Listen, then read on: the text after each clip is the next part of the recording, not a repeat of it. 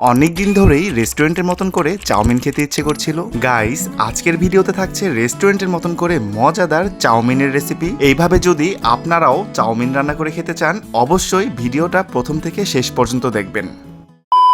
Hello everyone, welcome back to my daily blog. কেমন আছেন সবাই? আশা করি ভালো আছেন। অনেকদিন ধরেই আপনাদের সাথে কোনো রেসিপি ভিডিও শেয়ার করা হচ্ছে না।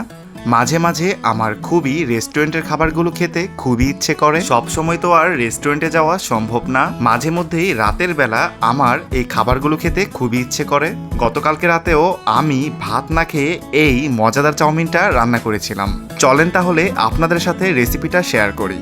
আমি সবসময় রান্না করার আগে সবকিছু খুব ভালো করে গুছিয়ে নেই, যেন রান্না করার সময় সবকিছু হাতের কাছে পাই। তো আপনারা দেখতেই পেয়েছেন, আমি রান্না করার আগে সবকিছু গুছিয়ে হাতের কাছে নিয়ে নিয়েছি। প্রথমেই আমি নুডলসটা সিদ্ধ করে নিয়েছি। চাউমিন রান্না করার সময় যেহেতু অনেক বেশি নাড়াচাড়া করতে হয়, তাই আমি বিশাল বড় এক কড়াই নিয়ে নিয়েছি।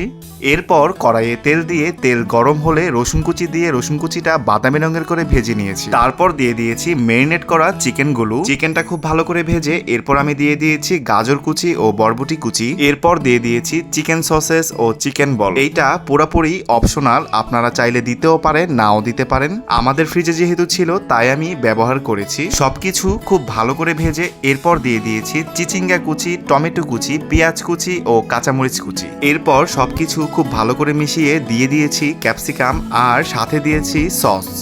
সসটা আমি আগে থেকেই বানিয়ে নিয়েছি। দিয়েছি ওয়েস্টার সস, টমেটো সস, সাদা গোলমরিচের গুঁড়া ও সয়া সস। এরপর দিয়ে দিয়েছি ভেজে রাখা ডিমগুলো আর সর্বশেষ ক্যাপসিকাম। এখন সবকিছু খুব ভালো করে মিশিয়ে দিয়ে দিয়েছি সিদ্ধ করা নুডলসগুলো। এই তো তৈরি হয়ে গিয়েছে আমার রেস্টুরেন্টের স্টাইলে মজাদার চাউমিন। এই চাউমিনটা খেতে রেস্টুরেন্টের থেকেও অনেক বেশি মজা হয়েছিল। আপনারাও বাসায় ট্রাই করে দেখতে পারেন, আশা করি আপনাদেরও ভালো লাগবে। সো গাইস, অবশ্যই কমেন্ট করে জানাবেন ভিডিওটা কেমন হয়েছে।